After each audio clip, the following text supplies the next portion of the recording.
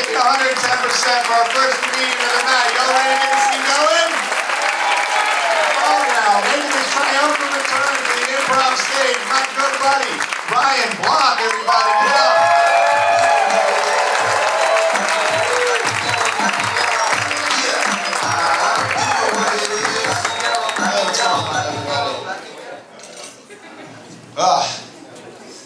Man, there's a lot of you. I did something horrible recently. I thought at 26 years old I was done doing it, but nah, I went on a family vacation. And for any of you in here that are part of a family, don't ever do that. Don't ever do it. It's absolutely horrible. Family vacations really make me envious of foster children. And the reason is because your parents, they go absolutely nuts on family vacations. You know? We go away, try to have a good time. My mom wakes me up at 5 a.m. in the morning to go sightseeing. It's like, listen, I'm not a goddamn rooster, okay? I'm not trying to be up before the sun. Here's my rule. If SEAL Team 6, if it's dark enough for them to run ops, I'm in bed. That's it.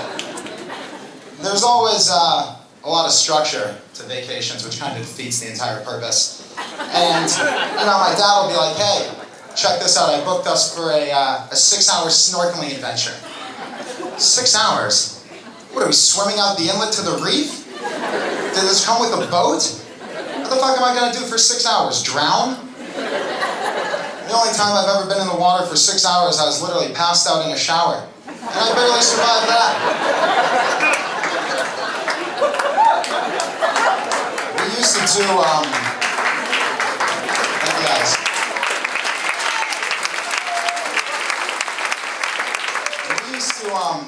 We used to do a lot of those Caribbean cruises, you know, and those were always fun because the rooms are even smaller than the normal hotels we would go to.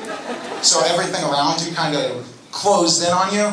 I mean, I remember trying to masturbate in the shower, and it was almost impossible. Almost. It was literally like trying to jack off while trapped inside of a test tube. The worst part about that too is I had to shower after my brother. It was like freshening up in a petri dish. But yeah, family vacations are funny. What I like to do is I like to go back and I like to look at my family vacations or photos. You know, because the first day you check it out and everyone's like mildly happy and colorful. And then you fast forward to the last day and we look like one of those families from the Dust Bowl. The only difference is the families from the Dust Bowl had the perseverance to carry on and we were all done. But yeah, every time, family vacations make me wish I was that kid from Home Alone. Those are annoying. Another thing that annoys me are these like very talkative subgroups of people. So you know how like CrossFit people never shut up about CrossFit? Well, I found people that can outdo them with doing less. And those are all these people that are juicers, into the healthy juice, you know? The guys that'll tell you, they'll be like, man, I have so much energy since I started juicing, I can run 9 miles flat. Oh really, because there's no fucking way you can do that, okay? You can't drink 4 carrots and transform into a Kenyan, that's not how it works. Those guys train, they don't sit around all day chugging vegetables. And I love juicers, man. They will tell you, all you gotta do is ask them one question, be like, how does it taste? And they will tell you their life story all the way up until the point where they bought the blender that they bought. And they will be like, man, I bought this Breville. It's a 900 watt. It is best in class.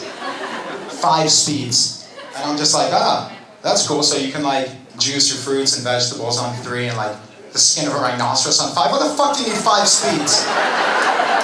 There's literally nothing that cannot be blended on 5. 1, 2, 3, and 4 are useless. Unless 5 blends bones, in which case I hope you accidentally blend your fist. But juicing does have a couple good qualities. I see just from the people I know that juice that it just drastically increases their memory because they can tell me every fucking thing that they put in their juice. They will literally be like, hey, you know what I like to do is I like to like start off with a fresh cut of organic kale. And then I sprinkle in some wild Carolina blueberries.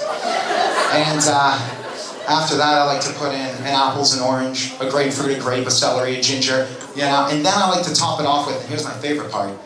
They always have to put in some borderline disgusting shit, right, to show that they're like pushing the boundaries of juicing. So then, before they tell you what they finish it off with, because it's the kicker, they kind of look at you, you know, they're ready to see your reaction. So they'll be like, yeah, and then I kind of finish it off with a bunch of garlic cloves.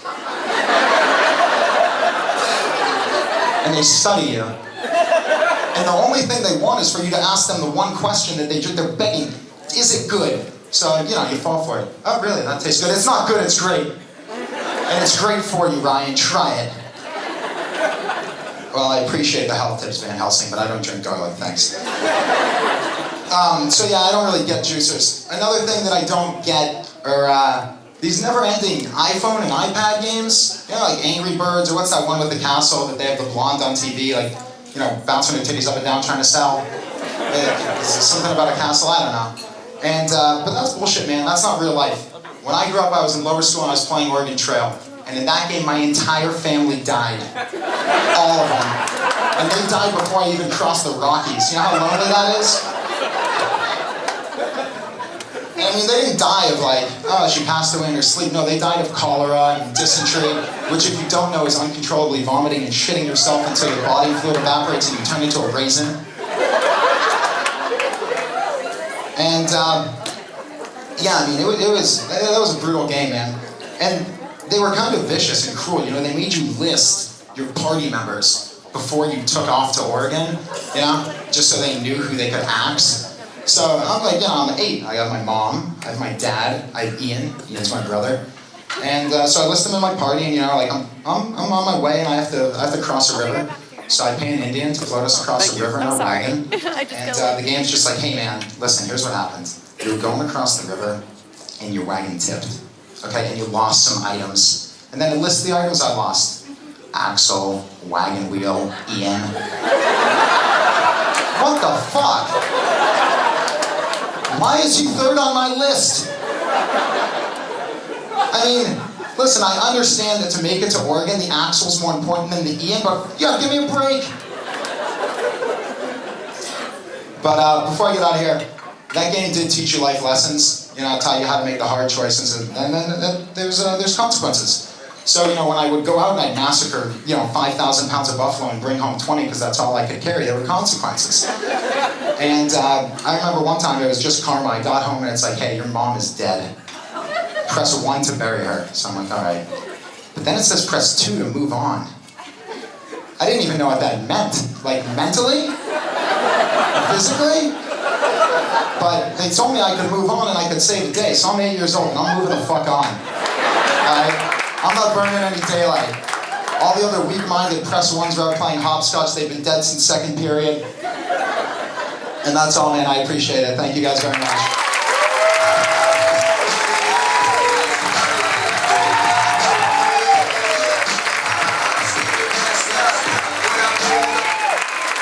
Ryan Block, everybody.